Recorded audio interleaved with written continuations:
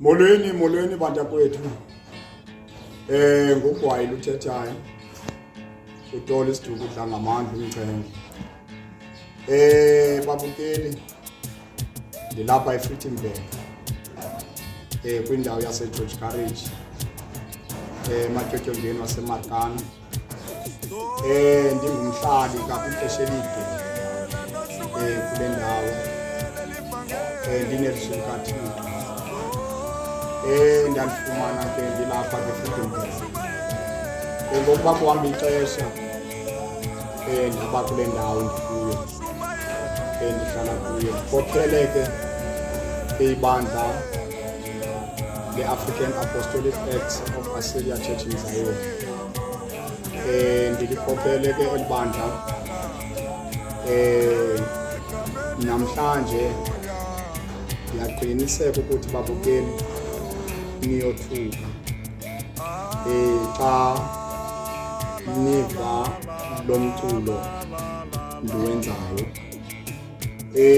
Lo mculo ndiwenzayo ndishumayela ivangeli kaThixo eye yafika kwanyanzeleka ukuthi njengomntu okhulele emakhaya iCenjani futhi lala sesigingini benginguMasikhanda ekukhuleni kwami nasebukhwenkweni ndinguMasikhanda. Namhlanje ndiyindoda bathi bafikelela kokuba mandithi mandishumayela ndikhalise isandla sami ndisenza le ntshumayelo egameni loThixo. Ndinqwenela okokuba ze kuthi ubani nobani lo mculo xa ewumamela angawumameli ngokwenyama, awumamele ngokomoya, kuba yaqiniseka nawe kuloo ndawo kuyo wothukile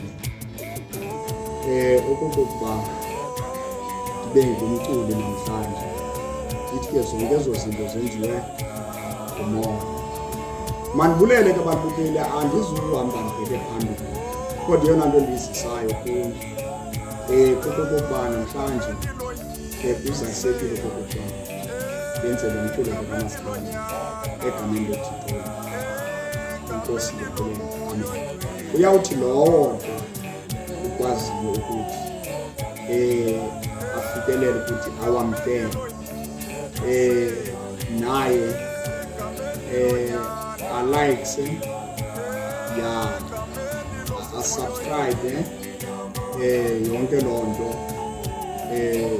nguye ke ngoku yabo ke uvakalele nayo. Kodwa ndiyathemba ukuthi izinto ezingenzekiyo ebantwini uThixo zinakho kwenzeka. Amen.